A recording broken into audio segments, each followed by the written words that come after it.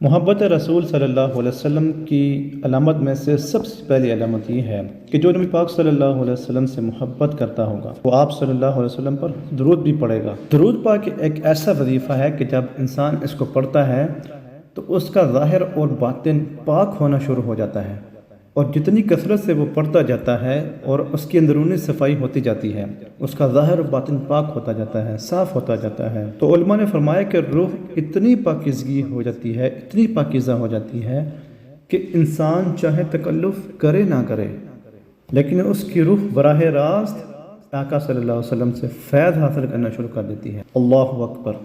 تو کتنا انسان قابل ہو جاتا ہے۔ تو ایک بار ایک صحابی جن کا نام کعب رضی اللہ تعالیٰ عنہ ہے، آپ صلی اللہ علیہ وسلم نے ان سے پوچھا کہ تم مجھ پر کتنا درود پڑھتے ہو۔ ایک روایت میں یہ بھی ہے کہ اس صحابی نے آپ صلی اللہ علیہ وسلم سے پوچھا کہ میں یا رسول اللہ آپ صلی اللہ علیہ وسلم پر کتنا درود پڑھوں۔ حضرت کعب نے عرض کی کہ یا رسول اللہ صلی اللہ علیہ وسلم، میں ایک حصہ درود پاک پڑھتا ہوں اور باقی جو 3 حصے ہیں وہ میں ذکر و اذکار کرتا ہوں، کیا یہ میرا عمل درست ہے؟ تو نبی کریم صلی اللہ علیہ وسلم نے فرمایا کہ اچھا ہے، ٹھیک ہے، لیکن اگر تم درود کی تعداد بڑھا دو تو بہتر ہے۔ تو اس صحابی نے عرض کی کہ یا رسول اللہ صلی اللہ علیہ وسلم، میں آدھا کر لوں، یعنی آدھا وقت درود پڑھوں اور آدھا وقت ذکر و اذکار کروں۔ تو نبی پاک صلی اللہ علیہ وسلم نے فرمایا کہ یہ بھی بہتر ہے، اگر اس کو بڑھا لو تو اور زیادہ بہتر ہے۔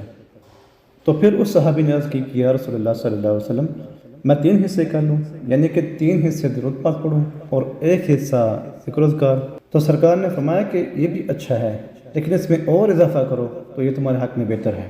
تو اس صحابی نے عرض کی کہ یا رسول اللہ صلی اللہ علیہ وسلم، میں ایسا نہ کروں کہ تمام وظائف چھوڑ دوں اور آپ صلی اللہ علیہ وسلم کی ذات اقدس پر درود پاک بھی پڑھوں۔ تو آقا صلی اللہ علیہ وسلم نے فرمایا کہ اگر تم ایسا کر لو تو اللہ تعالیٰ تمہارے تمام گناہوں کی بخشش و مغفرت فرما دے گا۔ سبحان اللہ! تو کتنی پیاری فضیلت ہے درود پاک بھی۔